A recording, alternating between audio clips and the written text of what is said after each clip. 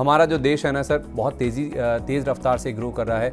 हम एक developing economy है, लेकिन बहुत जल्द एक डेवलप नेशन बनने का एम लेकर चल रहे हैं। 2047 एक बड़ा प्लान है जिसके तहत इंडियन गवर्नमेंट या फिर हर भारतीय काम करता हुआ दिख रहा है।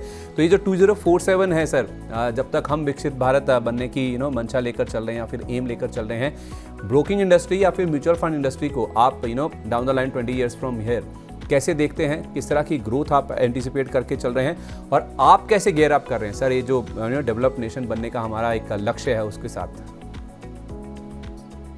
हमें लगता है कि इंडिया अगर डेवलप नेशन बनेगा तो कैपिटल मार्केट को बहुत फास्ट ग्रो करना पड़ेगा उसके लिए।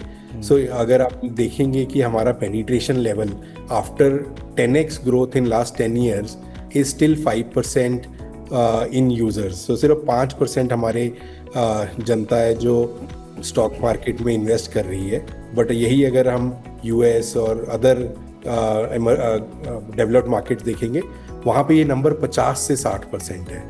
और दूसरा, अगर ये ग्रोथ रेट पेनिट्रेशन लेवल पे आ रहा है, दूसरा अगर हाउस होल्ड सेविंग की बात करेंगे तो इंडिया में अभी रफली 7 से 8% सेविंग है जो कैपिटल मार्केट, म्यूचुअल फंड्स और स्टॉक्स मिला के जा रही है। उसका भी अगर ग्लोबली देखेंगे 50 से 60% जनरली कैपिटल मार्केट्स में जाता है। ये सब होने के लिए आई थिंक एक तो इंडिया ग्रो करेगा, ऑलरेडी ग्रो कर रहा है। I think for us to be a developed nation, India has to keep on growing at 7-8%। And उसके ऊपर जो भी ये पेनिट्रेशन का बेनिफिट है, उस हिसाब से ब्रोकिंग इंडस्ट्री तो 15 से 20% ग्रो करती रहनी चाहिए, ये अनुमान लगाया जा सकता है।